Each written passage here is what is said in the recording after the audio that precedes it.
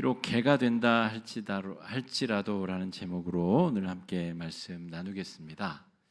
기독교의 본질은 복음과의 진실한 만남에 있습니다. 복음을 어떻게 만나느냐, 이것이 기독교의 본질이죠.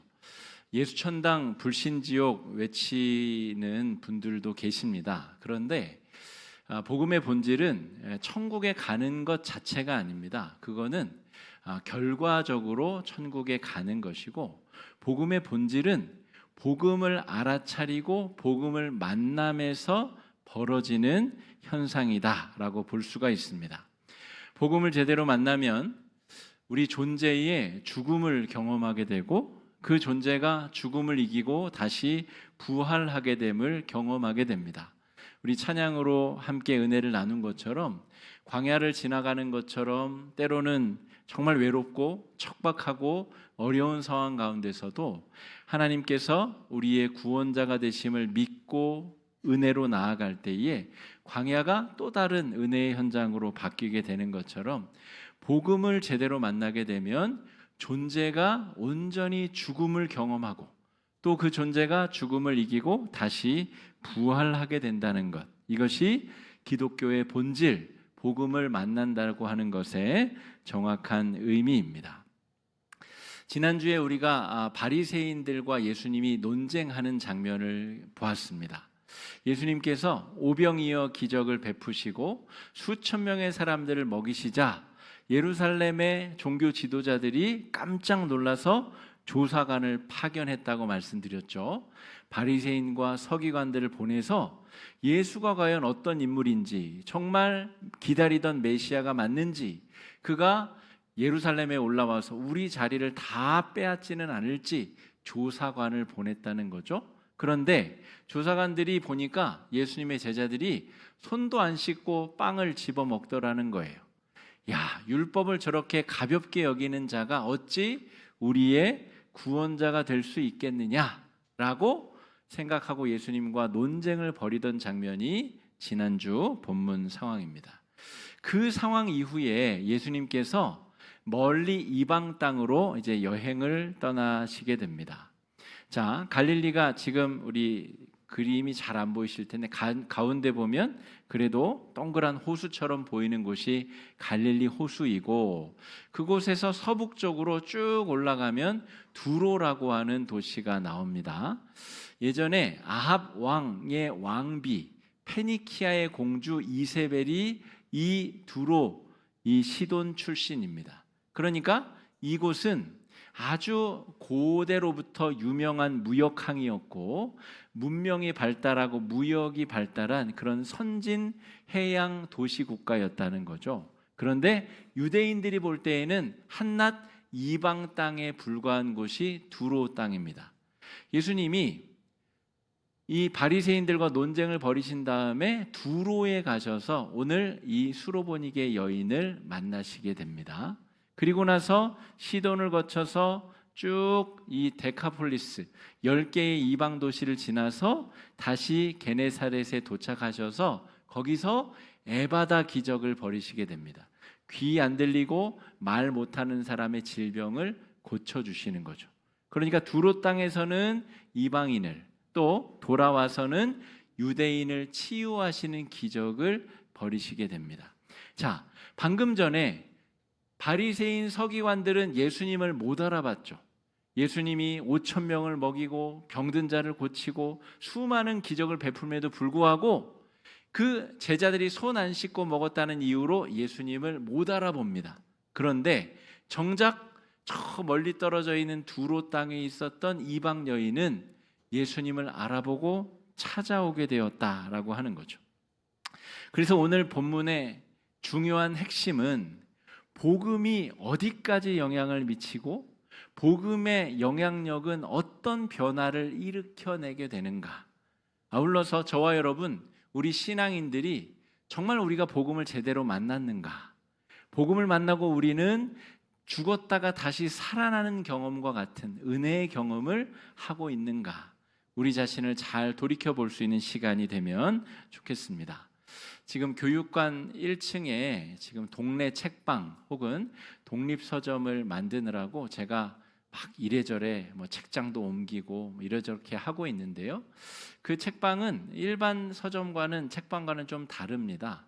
책방을 지키고 있는 책방지기가 책을 다 읽고 그 책에 표시를 하고 그 책의 가장 은혜로운 장면을 기록해서 책방지기가 책을 소개하는 책방으로 만들려고 그래요. 그래서 완전히 꾸며질 때까지는 몇 개월이 걸릴지 몇 년이 걸릴지 모릅니다. 그러나 계속해서 우리 교회 공동체의 세계관을 세상과 나누고 또 책방지기가 정말 관심 있게 본 책들이 무엇인지를 우리 지역 주민들과 나누는 책방이 지금 준비되어 있습니다. 지난주에 첫 번째 소개책을 제가 적었는데요. 죽은 왕녀를 위한 파반느라고 하는 소설입니다. 이 소설은 아주 못생긴 여자가 근사한 총각과 사랑을 나누는 얘기입니다. 19살, 20살 때 아주 못생긴 여자가 잘생긴 청년과 사랑에 빠지는 얘기거든요. 그런데 이 여인이 얼마나 못생겼냐면 지나가는 사람들마다 다 뭐라고 한마디 할 정도로 못생긴 여인. 그런데 이 여인이 너무 못생겨서 자기 내면을 가꾸기 시작합니다. 외모에 뭐 화장을 하고 꾸미는데 자기를 투자하는 게 아니라 내면을 가꾸고 글을 읽고 시를 읽고 음악을 들으면서 내면을 가꾸는데 그 내면의 매력이 잘생긴 총각이 사랑에 훅 빠지는 내용입니다. 그래서 그 여인이 어떤 고백을 하냐면 당신이 나를 사랑해 줬기 때문에 저는 더 이상 열등감에 휘둘리지 않습니다. 저는 이제 상처에서 조금 회복되어서 건강한 내면을 가지게 되었습니다. 그런 기록이 이제 제가 옮겨 적은 내용입니다. 책의 내용을 다 설명해 드리면 재미가 없으니까 여러분 한 사람이 한 사람을 소중하게 바라만조만 봐도 그 내면의 상처가 회복되고 치유되는 일들이 일어납니다. 전혀 다른 인생을 살게 되는 거죠. 우리가 예수를 믿고 복음을 진정성 있게 만나면 죽었다가 살아나는 듯한 은혜를 경험하게 됩니다. 나중에 우리가 죽어서 천국에 가게 되는 것은 결과론적인 현상입니다. 예수의 복음을 들은 그 즉시로 우리의 인생도 변화가 되게 되고 새로운 인생을 살게 됩니다. 그래서 죽음조차도 우리의 구원을 가로막지 못하기 때문에 죽어서 우리가 천국에서 눈뜨게 되는 현상이 벌어지게 되는 것이죠. 오늘 예수님은 말도 안 되는 바리새인들과의 어처구니 없는 논쟁 직후에 구원의 본질, 구원의 영향력이란 이것이다. 이걸 설명하기 위해서 먼 길로 여행을 떠나신 겁니다. 자, 그곳에 두로에 가셔서 예수님은 한 집에 들어가셔서 자신을 드러내고자 하지 않으셨습니다. 숨어 계셨습니다. 그런데 이미 예수님의 인기가 이방 땅에까지 멀리 펼쳐져서 사람들이 몰려들었다는 것이죠. 그 중에 오늘 더러운 귀신 들린 여인의 어머니가 찾아오게 됩니다. 25절 말씀 읽어보겠습니다. 시작. 이에 예수의 소문을 듣고 곧 와서 그 발 아래에 엎드리니. 여러분 귀신 들린 사람 보신 적 있으세요? 저는 목회를 하는 중에 몇 번 본 적이 있습니다. 여기 더러운 귀신 들렸다 그랬잖아요. 정말 저는 심리학도 공부하고 상담도 공부했는데 그냥 심리적으로 문제가 있는 사람과 귀신이 들린 사람은 확연히 다릅니다. 그리고 실제로 몸에서 아주 악취도 나고 힘이 정말 이만기 강호동보다 힘이 더 장사와 같습니다. 그런 분들을 축기하고 기도하는 것도 해봤는데 정말 눈빛도 다르고 힘도 다르고 몸에서 나는 채취도 달라집니다.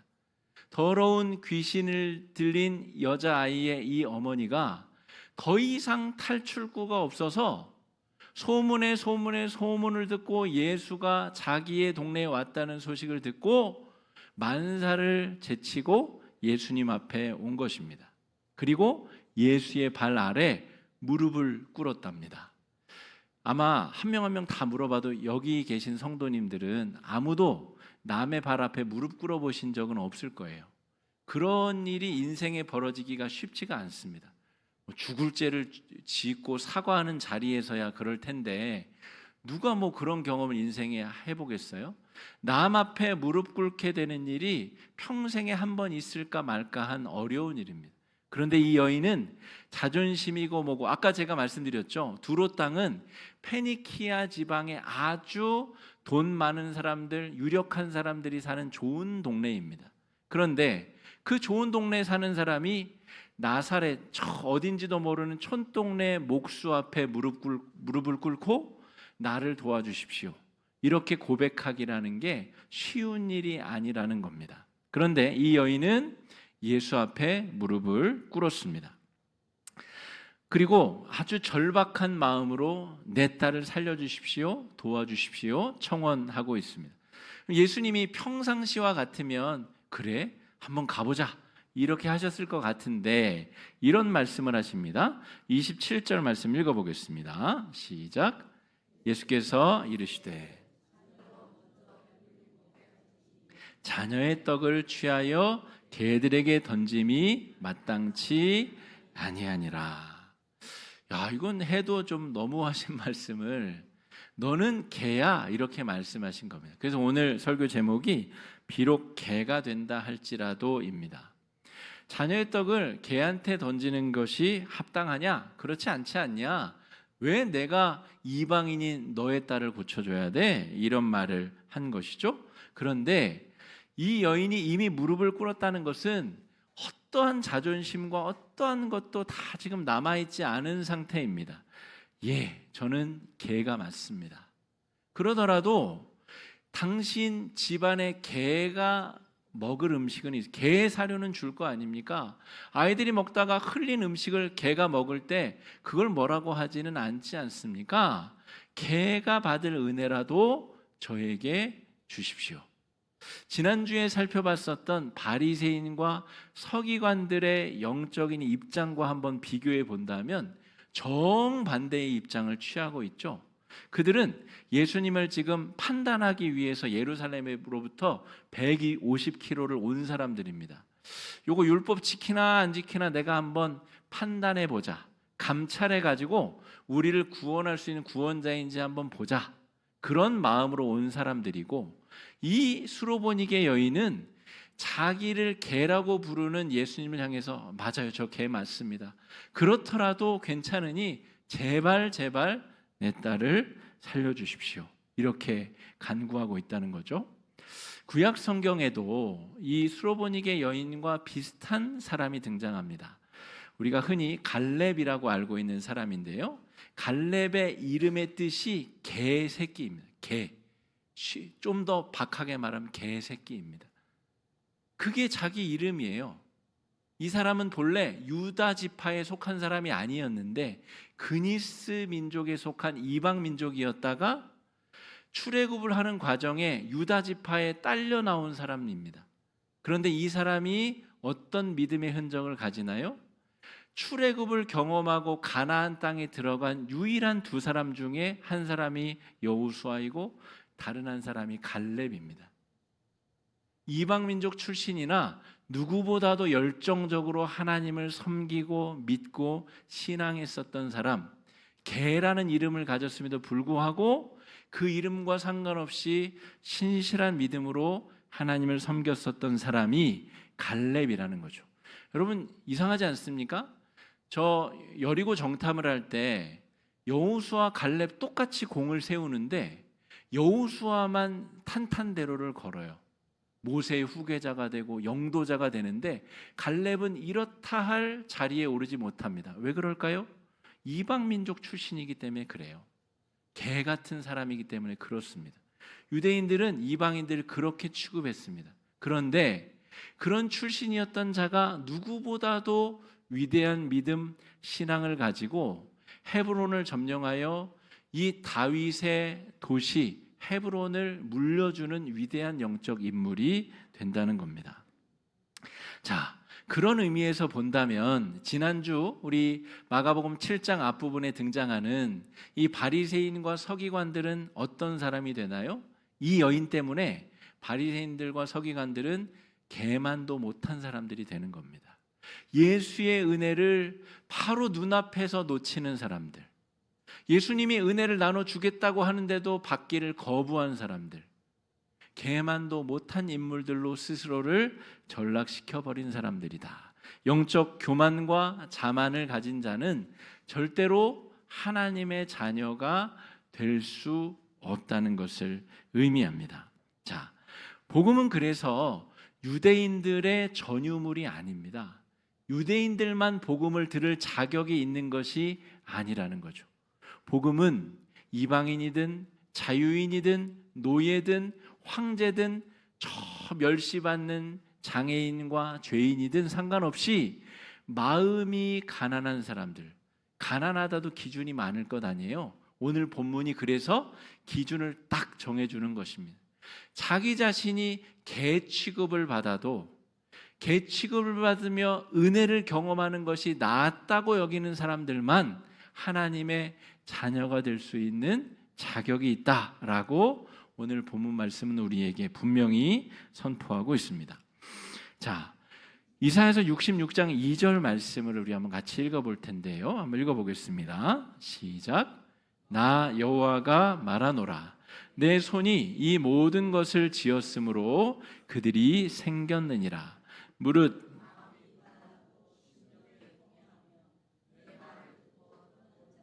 그 사람은 내가 돌보려니와. 복음에 합당한 사람은 구약이든 신약이든 마음이 가난한 사람들입니다. 심령에 통회하며 자기가 죄인임을 고백하고 자백하는 사람만이 예수 그리스도의 십자가의 은혜를 깨달을 수 있고 복음에 합당한 자격이 있는 사람들이다 라고 할 수가 있겠습니다. 자, 더러운 귀신에 붙잡힌 아이를 한번 생각해 봅시다. 여러분, 살아있는데 그 아이의 주체적인 생각과 주체적인 결정으로 살아갈 수 있는 상태가 아니죠. 귀신에 사로잡혀서 고함을 지르고 소리를 지르고 온갖 이 마귀가 저지르는 대로 몸이 따라 움직이는 사람, 살아있는데 자기 몸, 자기 삶이 자기 것이 아닌 인생, 그런 사람이 바로 더러운 귀신에 붙잡힌 사람이라는 것이죠. 이 아이를 기르는 어머니 역시도 다르지 아니한 삶을 살고 있는 겁니다. 내 삶이 내게 아닌 거예요. 이 귀신에 붙잡힌 딸아이 때문에 자신의 삶도 살아있으나 살아있는 생기와 생명력을 경험하지 못하는 인생을 살고 있다는 거죠. 자, 그런데 현대를 살아가는 우리들, 복음 앞에 자신을 개처럼 낮출지 못하는 교만한 우리들은 어떤 귀신들에 사로잡혀 있는가 한번 생각해 봅시다. 돈 하며 살아가는 더러운 돈 귀신에 우리가 사로잡혀서 살아가고 있는 것은 아닌가? 출세의 욕망에 사로잡혀서 온갖 더럽고 추악한 범죄를 저지르며 살아가고 있는 사람들은 아닌가? 남이 인정해 보지 못하면, 남에게 인정받지 못하면 지옥을 살아가는 그런 귀신에 사로잡힌 인생은 아닌가? 과거의 후회와 원망 속에 사로잡혀서 그런 지옥의 삶을, 귀신 들린 삶을 우리가 살아가고 있는 것은 아닌가? 다른 사람이 조금 더 인정받고 조금 더 잘나면 정말 질투와 또 고통에 시달리는 인생을 우리가 살아가고 있는 것은 아닌가? 남과 비교하는 비교 지옥에 빠져 살아가고 있는 사람들은 아닌가? 우리는 어떤 귀신에 사로잡혀 있는가? 우리 스스로를 잘 되돌이켜 봐야 됩니다. 오직 예수 앞에 자신을 개처럼 낮출 수 있는 사람만이 이 귀신에게서 자유로울 수 있다는 것입니다. 더 뒤쪽에 등장하는 우리 에바다 기적을 보면 말하고 말 못하고 듣지 못하는 이 사람을 치유해 주시는 장면입니다. 지금은 장애인을 우리가 그렇게 판단하면 안 되지만 당시에 유대인의 관점에서는, 유대적 관점에서는 질병이 있다는 것은, 장애가 있다는 것은 죄의 결과이며 하나님의 저주를 받은 결과라고 생각하였습니다. 그러니까 예수님과 논쟁을 벌였었던 바리새인들은 적어도 신체 장애가 없을 뿐더러 남을 정죄할지언정 정죄받지 아니하는 사람들이라는 거죠.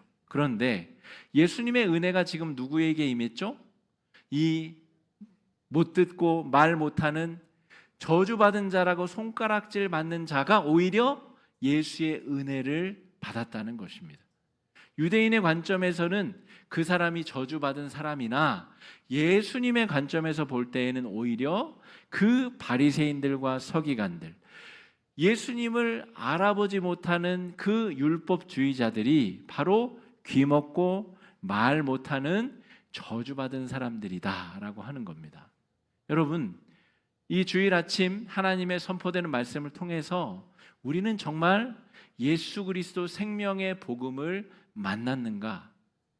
내가 정말 그 복음을 만나고 다시 사는 부활의 삶을 경험하고 살아가고 있는가를 잘 점검해 볼 수 있는 시간이 되시기를 바랍니다. 예수님께서 나를 살리자고, 나 같은 이가 뭐라고 나 살리자고 십자가에 달려 돌아가셨다는 거죠. 그러니까 예수님께서 이 여인을 개라고 지칭하신 것은 이 여인을 하대한 것이 아니라 네가 받을 은혜가 얼마나 큰 가치가 있는가, 얼마나 고귀한 가치인가를 상대적으로 드러내신 표현이라는 거죠. 나를 살리고자 하나님의 아들이 십자가에 달려서 돌아가셨다는 것입니다. 그것을 깨닫는 것이 바로 은혜이자 복음입니다. 그러니까 그 사랑을 깨닫는 자는 자기 자신을 개보다도 더한 존재로 낮출 수 있다는 거죠. 그게 바로 복음을 받아들일 수 있는 전제 조건입니다. 여러분, 개라는 표현이 조금 속상하게 들리시는 분들도 있겠지만 누가복음 15장에 보면 세 가지 비유가 등장하죠. 그 중에 탕자의 비유를 한번 생각해 봅시다. 탕자가 아버지의 품을 떠나서 어디까지 타락하고 낮아지죠? 돼지 우리에서 돼지 배설물을 짓밟고 다니면서 돼지와 몸싸움을 하면서 돼지의 쥐염 열매를 지가 먹으려고 그렇게 겨루며 살던 인생입니다. 개라는 표현이 낫나요? 돼지라는 표현이 낫나요? 여러분, 우리가 구원받기 전에 그러한 죄의 지배 아래에 있었던 사람입니다. 개처럼 킁킁거리면서 땅바닥을 휘젓고 다니면서 뭐 먹을 것은 없나, 그런 귀신에 사로잡혀 있었던 인생들이 바로 예수 만나기 이전에 저와 여러분, 우리들의 영적 현주소다라고 하는 것이죠. 예수님은 우리를 그 가운데서 하나님의 자녀로 받아주시고 하나님의 자녀가 되는 은혜를 우리에게 주셨다는 것입니다. 그러므로 여러분, 비록 개가 된다 할지라도 내가 예수의 은혜를 탐하고 예수의 은혜를 간절히 소망하는 것, 그것이 바른 영적인 태도다라고 말할 수가 있겠습니다. 죄에 매인 나를 개처럼 여길 수 없다면 복음의 가치를 절대로 우리는 알 수도 깨달을 수도 만날 수도 없습니다. 예수 만나기 이전에 우리가 다 그런 인생을 살던 존재들이다라고 하는 것이죠. 복음은 우리를 온갖 매임과 묶음에서 자유케 하는 해방의 능력입니다. 더러운 귀신에 붙잡혀 있었던 자가 온전히 자유롭게 된 그 평온의 상태, 안 들리고 말 못하던 그 장애에서 벗어나서 마음껏 듣고 마음껏 말할 수 있는 온전케 된 자아의 상태, 그게 바로 구원받은 우리들의 영적인 모습이다라고 말할 수가 있겠습니다. 여러분, 비록 개가 된다 할지라도 정말 값지고 복된 은혜 앞에 나아가, 예수 앞에 나아가 무릎 꿇고 그 은혜를 얻으실 수 있는 은혜의 한 주가 되시기를 주의 이름으로 축복합니다.